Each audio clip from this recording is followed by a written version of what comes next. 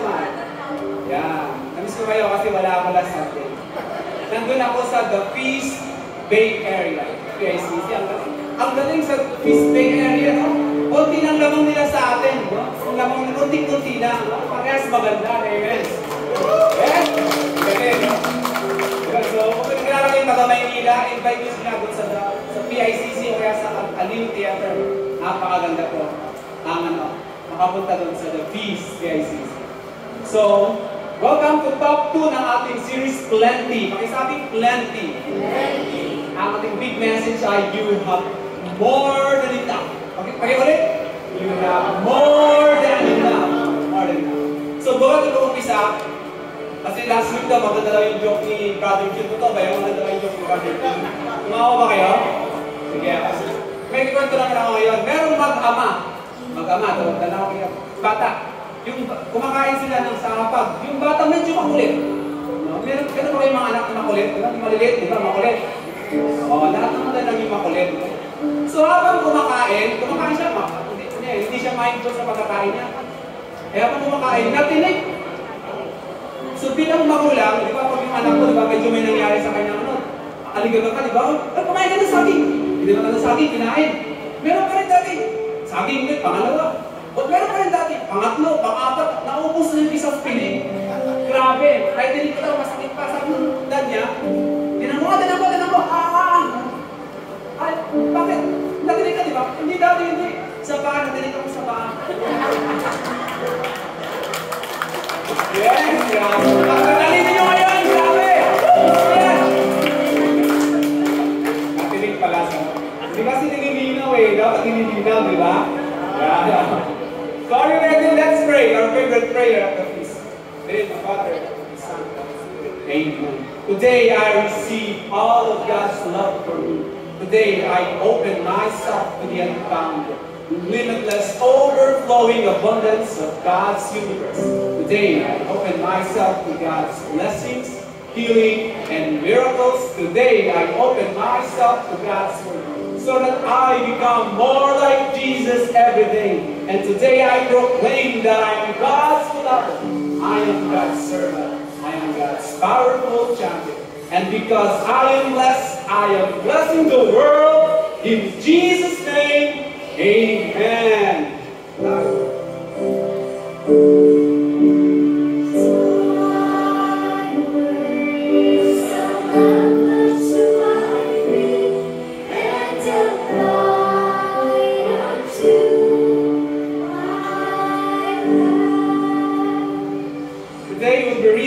From the book of Genesis chapter 3 verse 1. The serpent was the shrewdest of all the wild animals the Lord God had made. One day he asked the woman, "Did God really say you must not eat the fruit from any of the trees in the garden?" So mamaya hihimay-himayin natin ang paganda ng ating pag-uusapan. Lord, speak to us. Your servants are listening. Lord.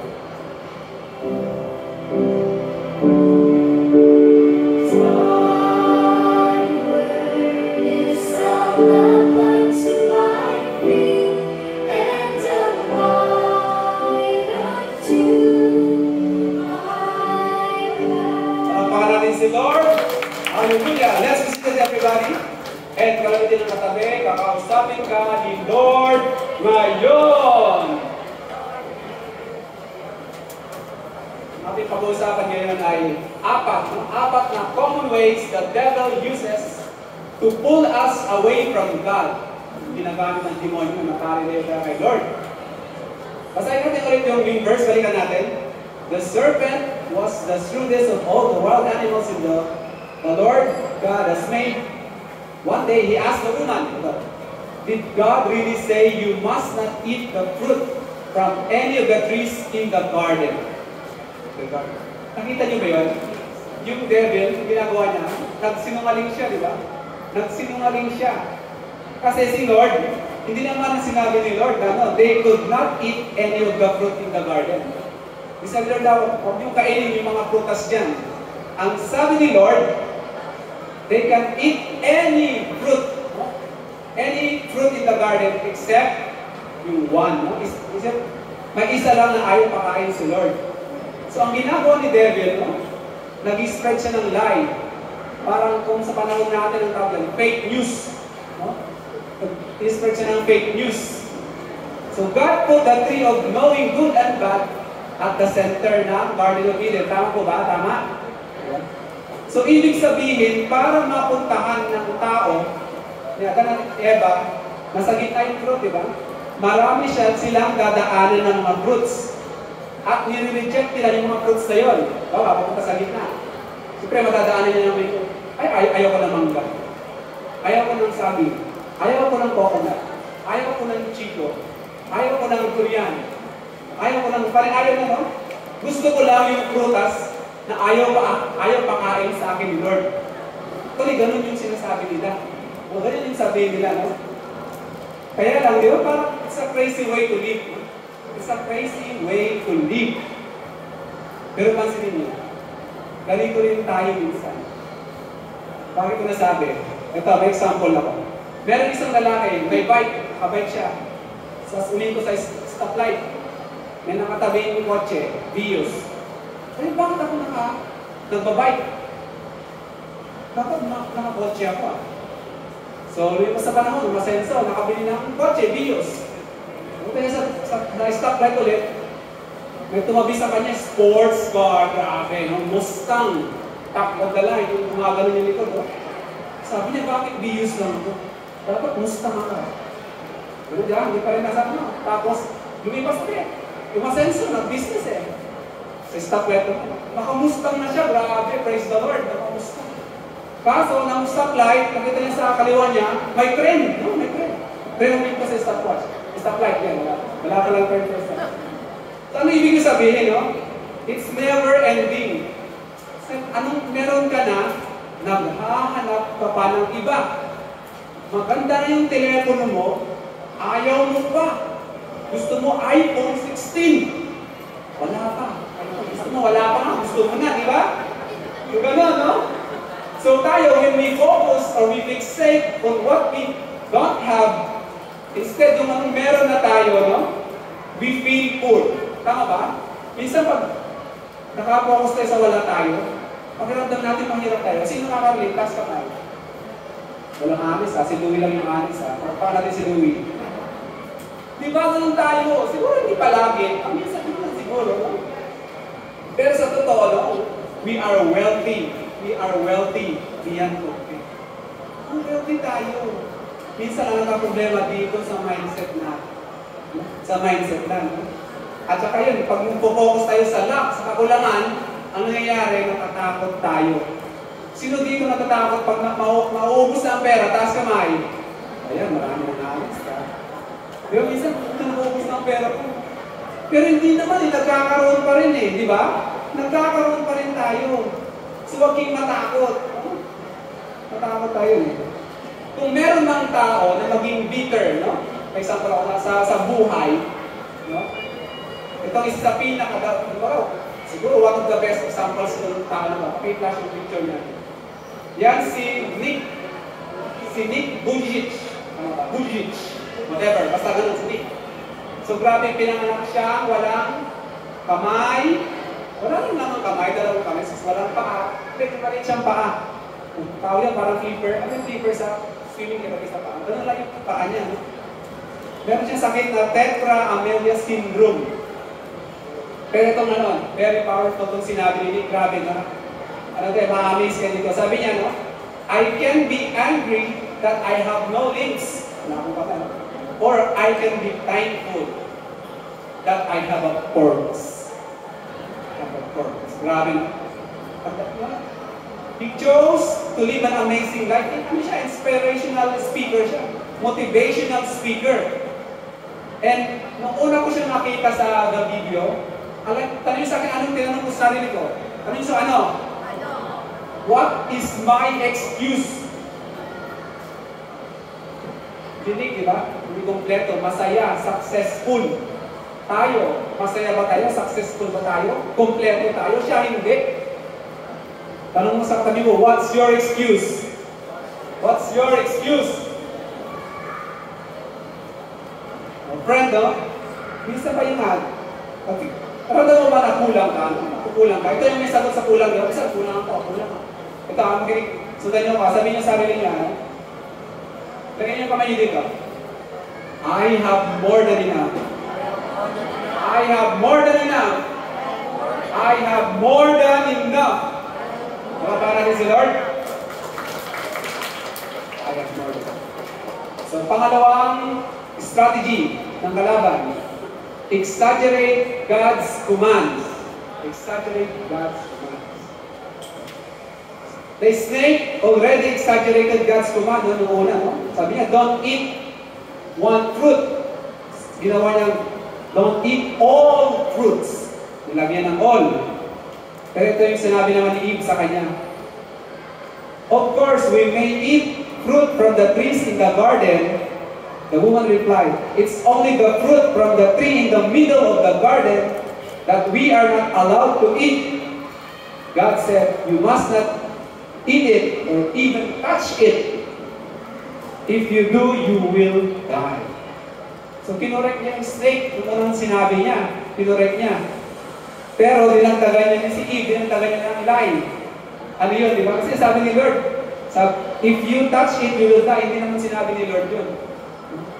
If you eat lang, kaso dinagdagan niya. Di ba minsan ganun din tayo pag nagkukwento?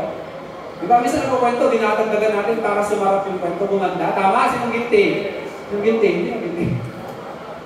Minsan, hindi ko sabi lagi, minsan. Di ba nagkukwento tayo na para gumanda yung kwento. Di ba ganun yung nangyari sa atin? Para gumaganda. Yun nga lang, no? Some religious people, no? Yung desire nila na maging magaling sila, na holy sila, ginagawa nila yung commanding Lord, kinikwento nila, 2 times stricter. Ito lang dapat, dinatagdagan nila para maging magaling, para makita na magaling sila magpaliwanag. Diba, ganun na nangyayari doon. No? But they burden people with unrealistic expectations. Kaya yung mga tao, mapipil discouraged sila. Minsan, hirap para sa Katoliko, dami gagawin, dami bawal. Diba, dami. Diba, pwede ganito, pwede kumain ng ganito. Diba, minsan may ganun nakasosobra ng kwento, yung ibang tao na di-discourage na po. So, ganun na nangyayari. Sabi ni Jesus sa Matthew 23, verse 4, they crush people with unbearable religious demands and never lift a finger to ease the burden. So, ganun nangyayari. So, ito, example tayo. Some people, they think that to really love God, dapat maging pari ka, pumasok ka sa congregation ng mga madre, mag-serve ka, maging mongha ka, celebrate missionary. Pero alam mo kapatid, yung mga maging priest, maging nun, monk, missionary, it's an amazing way, yung napakagandang way yan, na call from God. No? Pero ang tanong, ito ba yung pinaka-best way to love God for everyone? Siyempre hindi. Siyempre hindi. Answer is no. Yung mga yan, yung segregated celibacy, special call yan sa maliit lang na percentage ng mga Catholics. Siguro 0.0008%. So, konti-konti lang sila. Yung 99.9991%, napakadami nun. Kasama tayo doon. At hindi po tayo second-class citizen ng church. Hindi po. In God's house, we are all first class. Pakisabi sa katabi, okay, you are first class. You are first class. First class ka, not first class. First class. And for most of us, ang call ni God sa atin is to serve Him dito sa mundo. Kung nasaan ka, kung nanay ka, serve Him well. Kung empleyado ka, serve Him well. Kung anak ka, serve Him well by obeying your parents. So ganon, no? Serve Him well. Parang love God where He has planted you. Or bloom where you are planted. Kung saan ka nilagay ni Lord, dapat nakikita si Lord sa'yo. Kung nasaan ka. Diba? Amen? That is the best way to serve the Lord. Number 3. Assume God is holding back something from you. Assume God So ito naman, listen to how the serpent answered. Sinagot yung serpent si Eve. You won't die. God knows that your eyes will be open as soon as you eat it. And you will be like God, knowing both good and evil. So napansin niyo, series of lie ang ginagawa ng devil. Yung una, nagsinungaling siya ito, ang sisinungaling na naman. Sabi niya, Eve, pag kinain mo yung forbidden fruit yan, you will be like God. Magiging Diyos ka. Magiging kapatid mo na si Lord. Pero, but weren't they already like God? Diba? Ano sila, diba? Sila Adam and Eve. Diba? Sabi ng nanay, Genesis says, God made humans to be like Him. To be like Him. So, sa God na rin sila, diba? So the enemy wants to assume God is holding back a blessing from you. Pero ang totoo, you already possess that blessing. Binigay na ni Lord sa iyo ang blessing. Nandiyan na sa iyo yan. So ano gagawin natin? Minsan kasi, kulang hindi pa binigay ni Lord sa atin lahat eh. So naghahanap pa tayo ng mga blessings kahit meron na tayo. Meron pa pakitang video na maganda. Mariam, tatawa. Tatawa yung iba pag-inukling.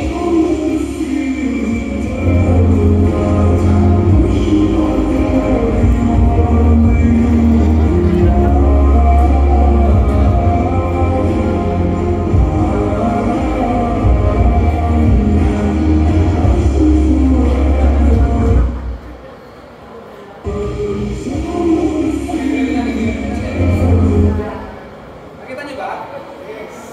Yung blessing niya, hawak-hawak na niya, hinahanap pa niya. Grabe. Diba? Ganun ba nangyari na ganun dito? Kahit sa cellphone, halimbawa, hinahanap mo cellphone mo. O salamin, hinahanap mo, nandito pala sa ibabaw. Sinuginte, taas kamay. Ako din minsan, nahanap ko, nandito pala. So, grabe, no? Hinahanap ko yung blessing niya. Kaya alam yung bago sa system mo. Dito sa mundong ibabaw, isa sa mga problema dito ay muna maging materialistic ng tama. Materialistic. Naghahanap pa tayo, meron tayo, naghahanap pa tayo, di ba? Pero ang pinaka-core problem ng humanity, tinatawag na spiritual blindness. Spiritual blindness. Ibig sabihin, we don't see the blessings in front of us. Nasa harap mo na yung blessing, hindi mo pa na-acknowledge, no? Gulat ka, hindi mo pa makita. Sino dito ang mga married couple? Taas kamay. Taas kamay ng mga married couple. Taas kamay. Ang mga happily married. Oh, nabawasan na. I think, tumaas. Wow. Very good. Dalawa natin mga married couple. Okay.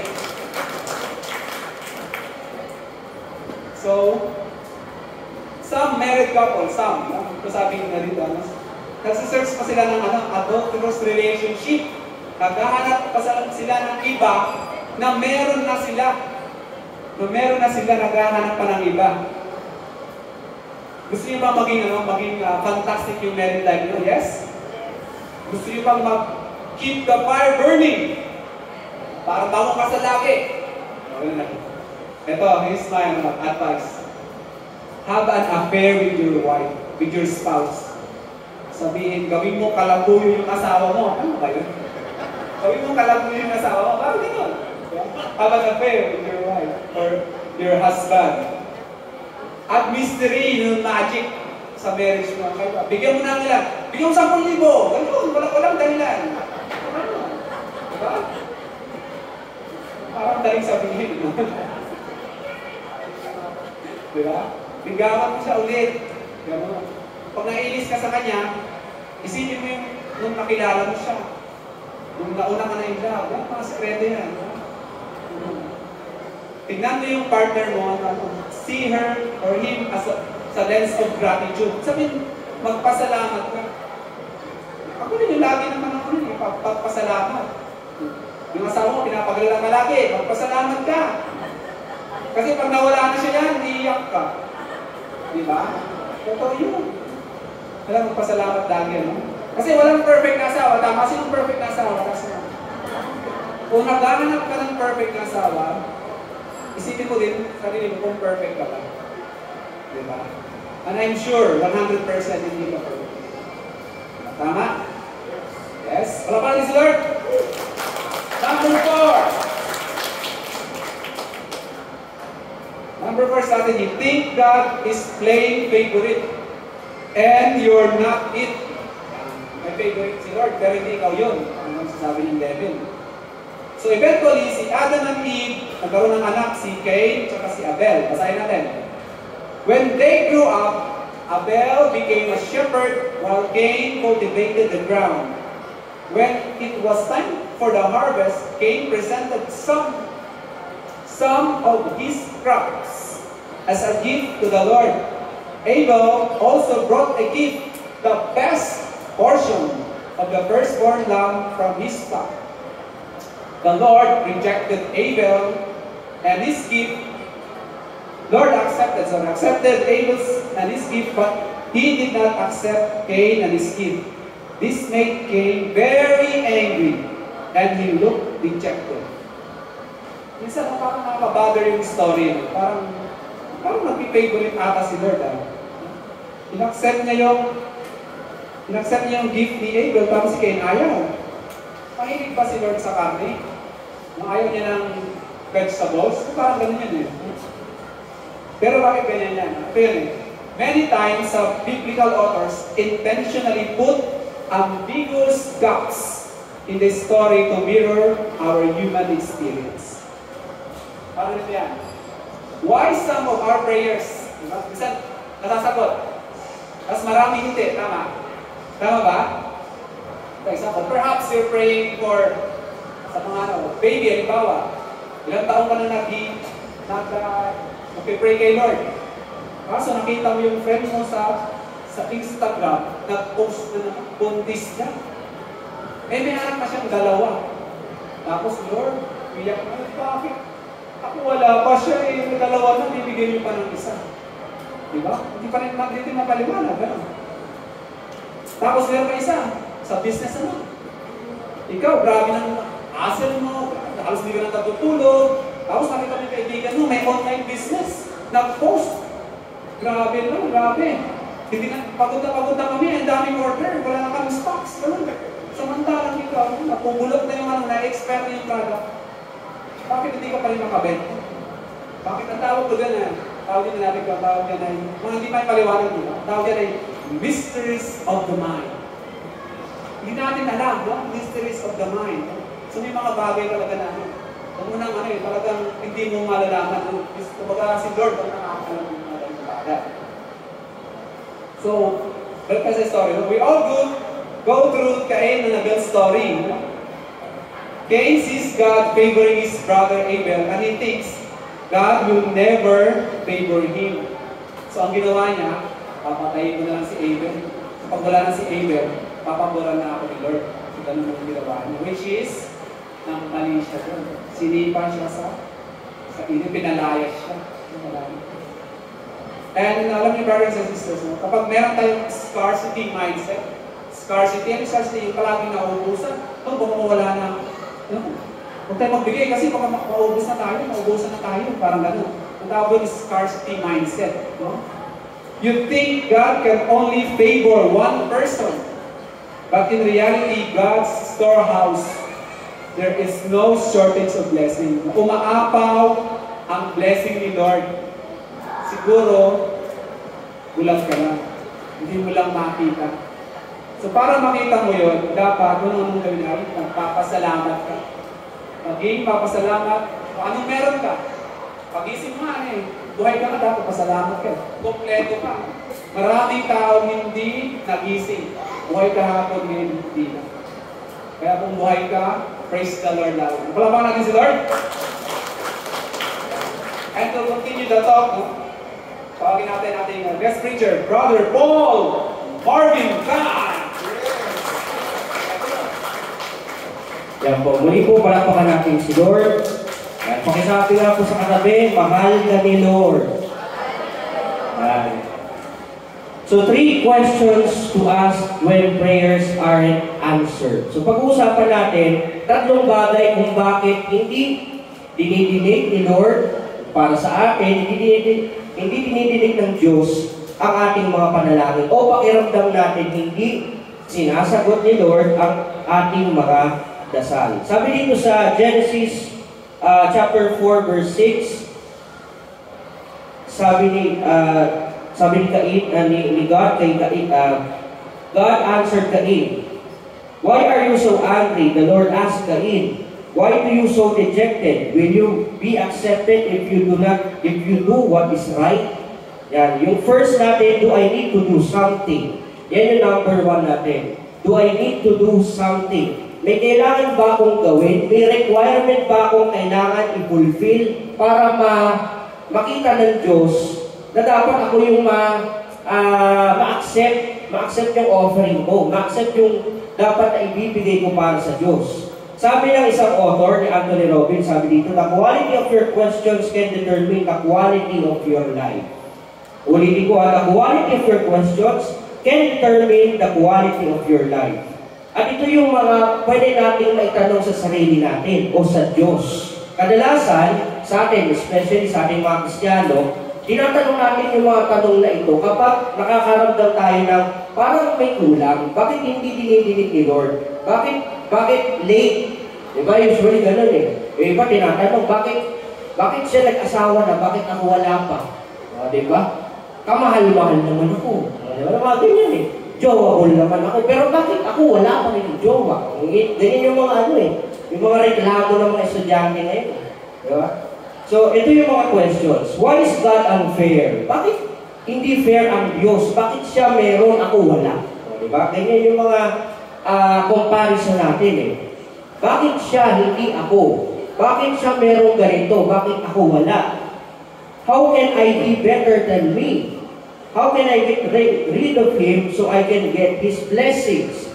Bakit sa kanya naging successful siya, ako hindi pa? Naalala ko, meron akong ikwento na merong isang kaklase ako sa seminaryo. Tapos, unfortunately, siya po ay napalabas because of some reasons. Tapos, nung nagkakausap kami, bigla niya tinanong, bakit kaya ako hindi ako natawag ng Diyos? Bakit kaya ako hindi ako pinagpatuloy sa seminaryo? Dapat sa edad kong ito, pari na ako eh. Pero hindi. Ngayon, siya ay isang businessman. Successful naman siya sa business niya. Pero yun, gusto niya magpari. Kaya, ito yung sagot na pwede nating itanong o pwedeng ma-receive natin. Ito, how can I offer a better sacrifice next time? Kung hindi natupad ngayon yung panalangin mo, kung hindi ito yung pangarap mo sana pero hindi natupad, baka meron pang other opportunities ang Diyos na bibigay sa iyo. Baka naman hindi ito yung tamang panahon. Okay? Sabi dito, ito yung mga questions. What did I do wrong that my brother did right? How can I get a better coach me on how sacrifice well?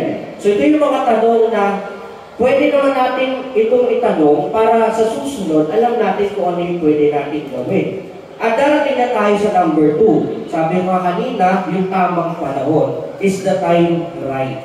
Okay? Yung tamang panahon ba? Ito na ba yung tamang panahon para sa iyo? Marami akong mga estudyante, naalala ko, I remember one student asked me this question, itong senior high school student. Tinatanong niya, bakit ako walang jowa? Di ba? May mga ganun tanong. Bakit ako walang jowa? Siya meron. Bakit yung iba meron na ako wala pa? Tapos itong sinabi ko, no? Yung sinabi ko, unang-una sa lahat, buti nga hindi pa. Alam niya kung bakit?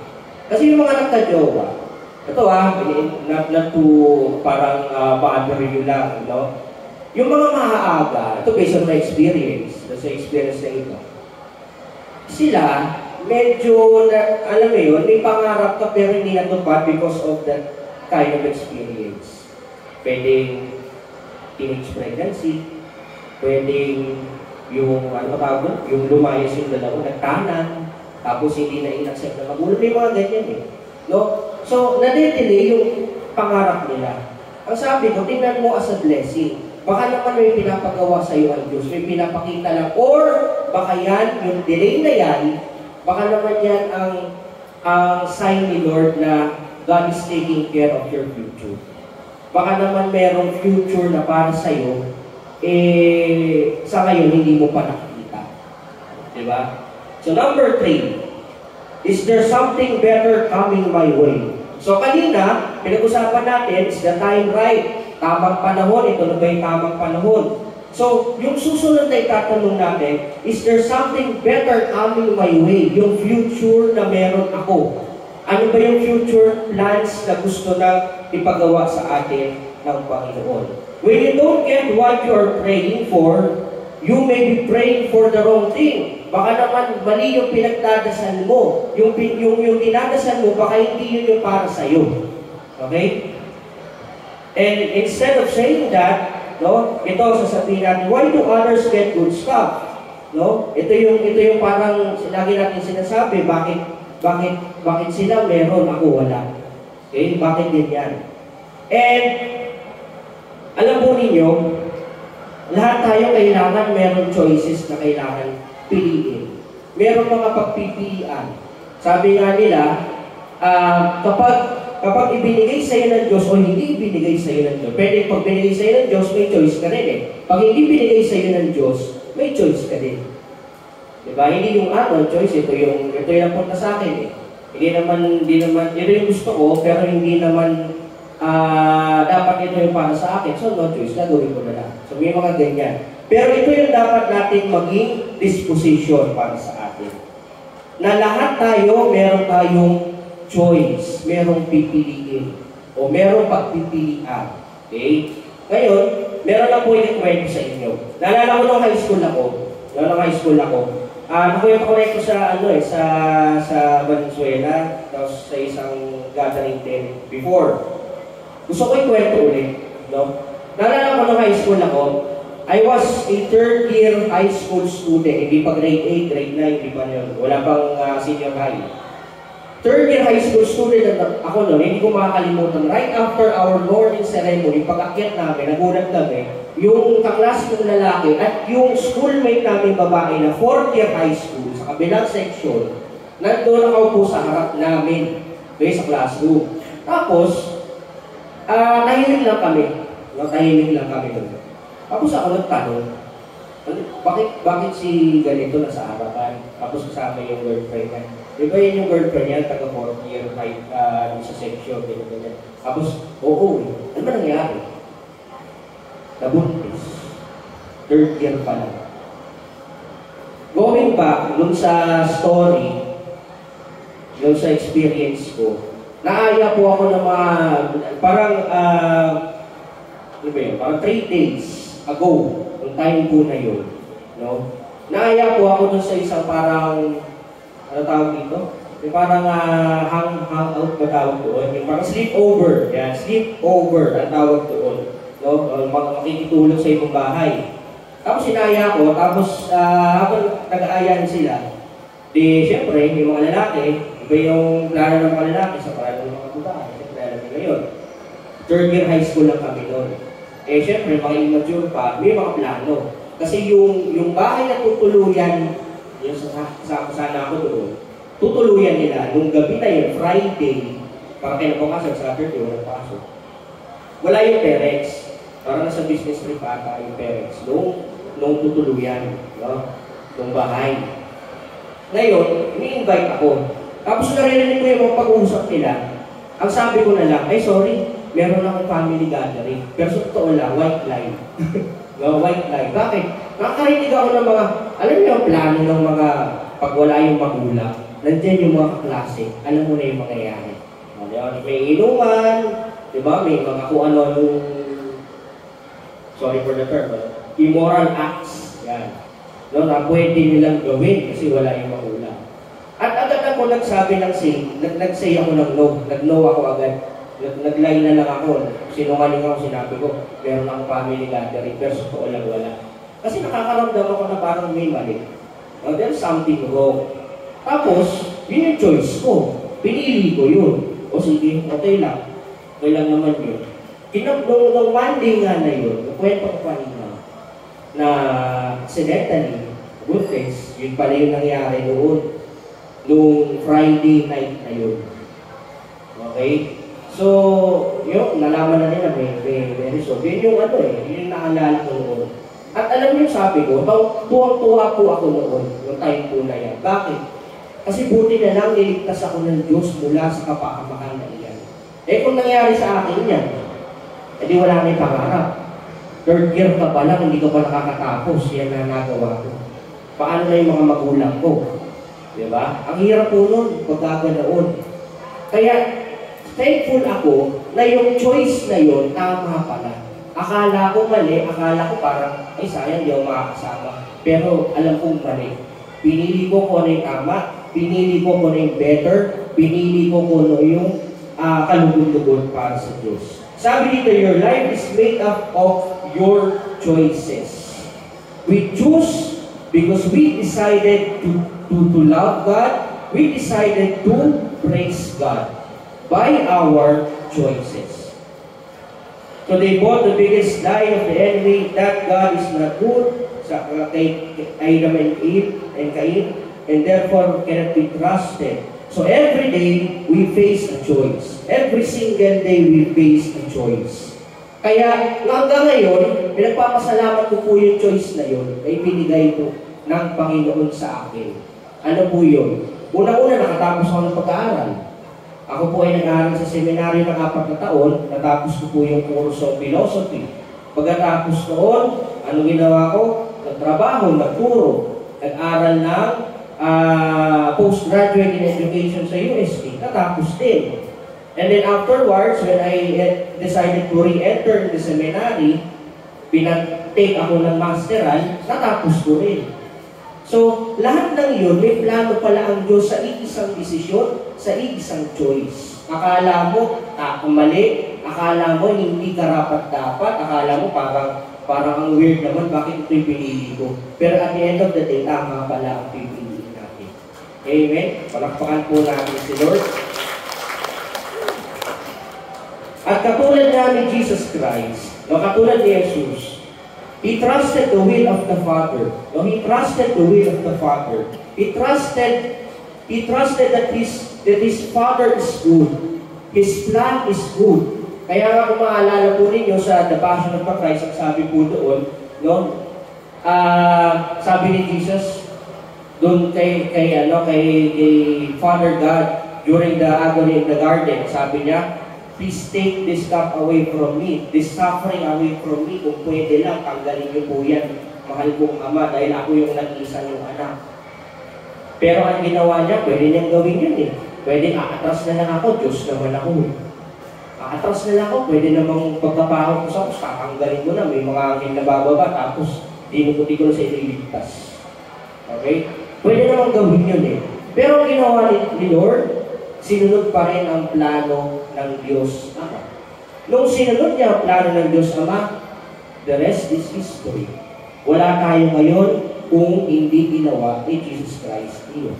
Wala tayong banal na misa, wala tayong Catholic Church, wala tayong mga sacraments, sacramentals, at lalo-lalo na yung gathering natin na napiso, wala ito kung hindi ginawa ni Jesus.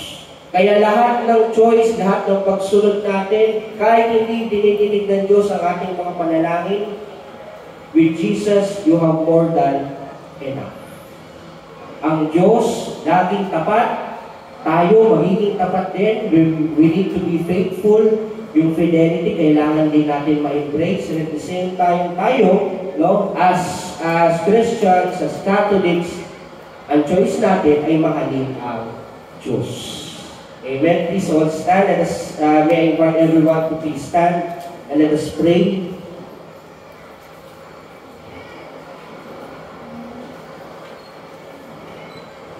Let us close our eyes, lift up our hands, and let us pray in the name of the Father, and of the Son, and of the Holy Spirit. Amen. Loving Father, you are more than enough for me. Bless me, heal me, guide me, and may your Holy Spirit come upon us, and may we have a life that is holy, a life that is pleasing to you. Amen.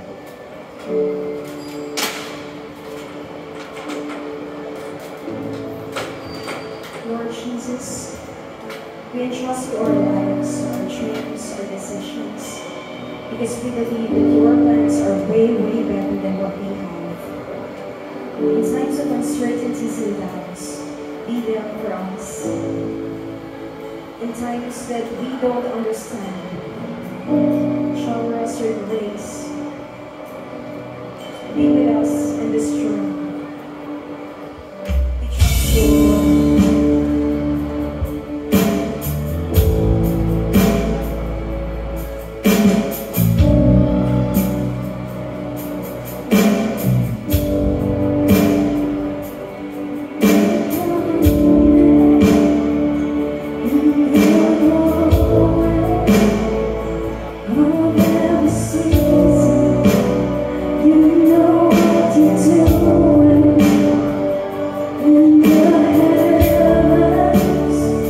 We trust you,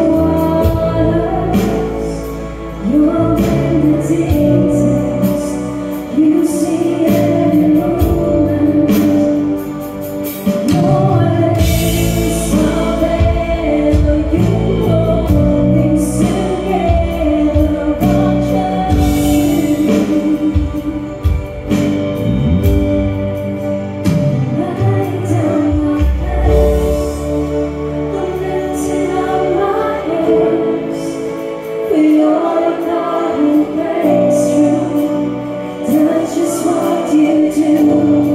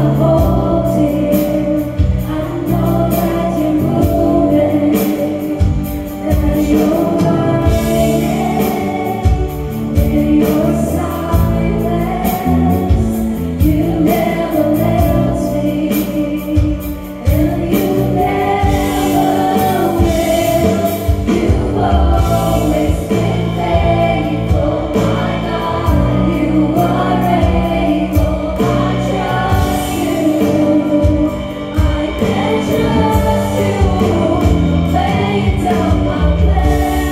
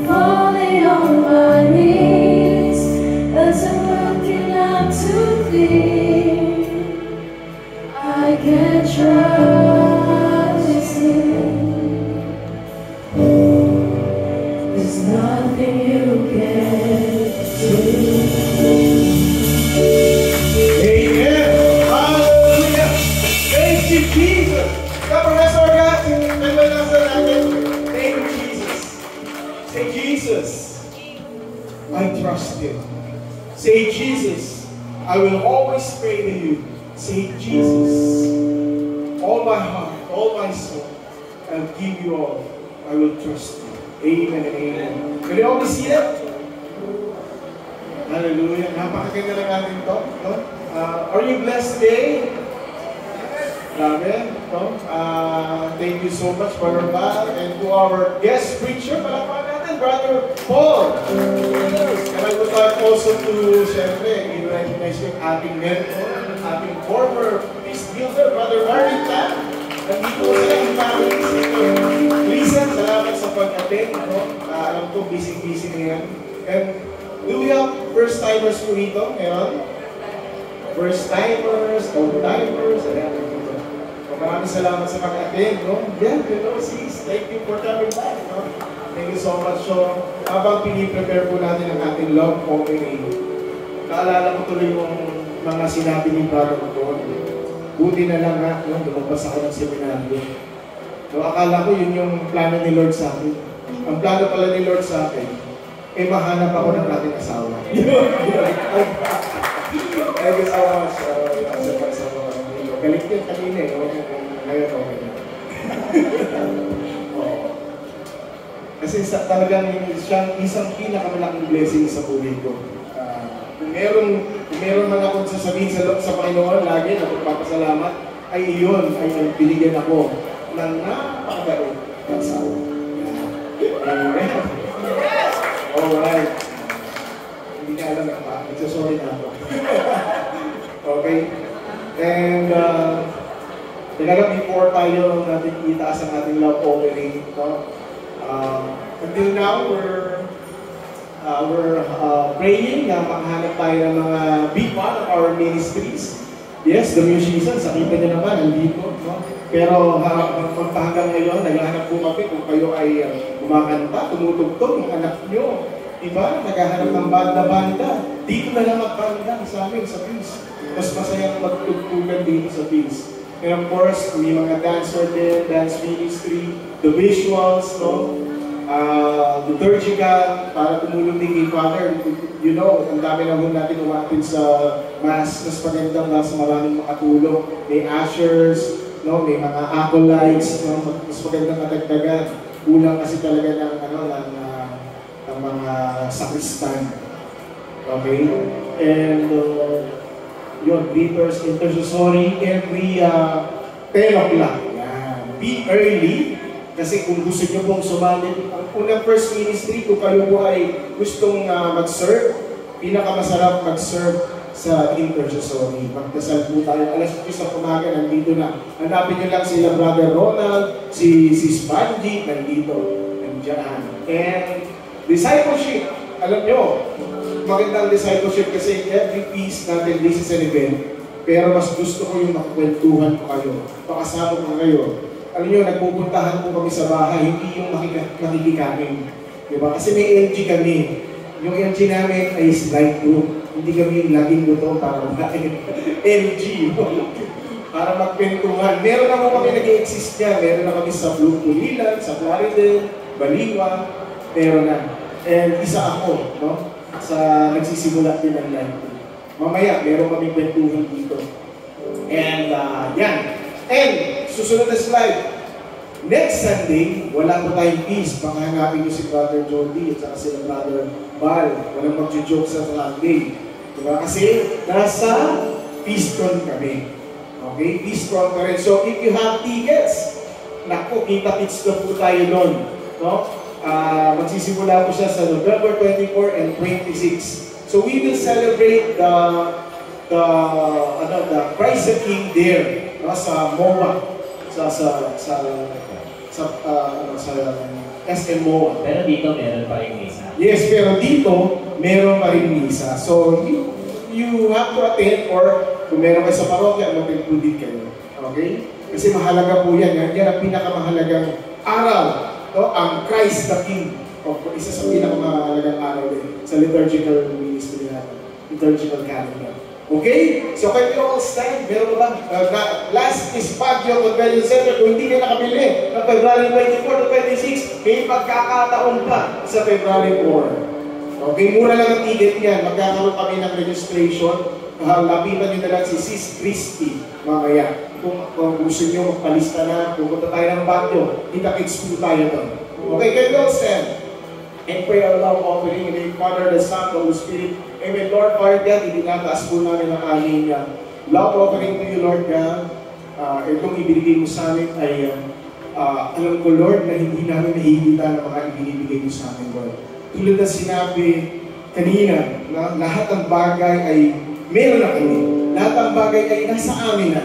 At ngayon, we realize, Lord, through your word that everything we have is, sabi nyo nga, is more than enough yung lahat ng meron kami nandito.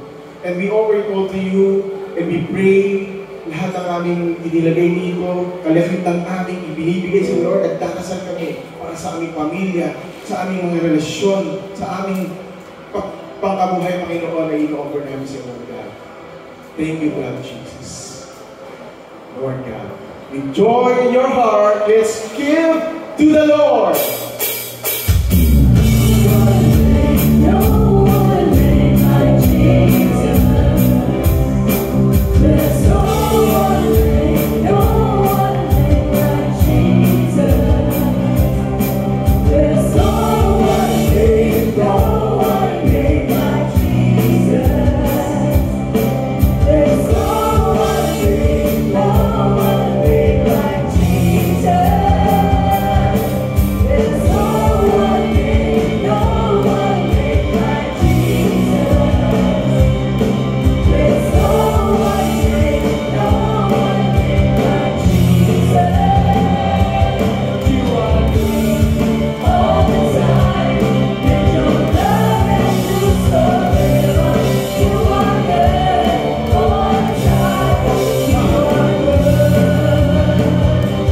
You are good all the time, and your love endures forever. You are good all the time. You are good. You are good. Lord, we give you honor, and to the Son, and the Holy Spirit, as it was in the beginning, is now, and ever shall be, world without end. Amen. Lord, celebrate the Holy Spirit. Let's see you next Sunday. Hallelujah.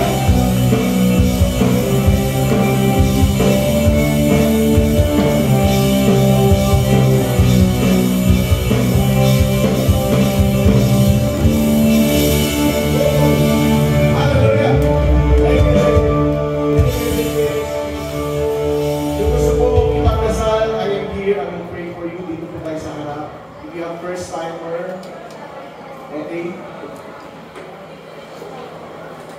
Dito po tayo sa harap.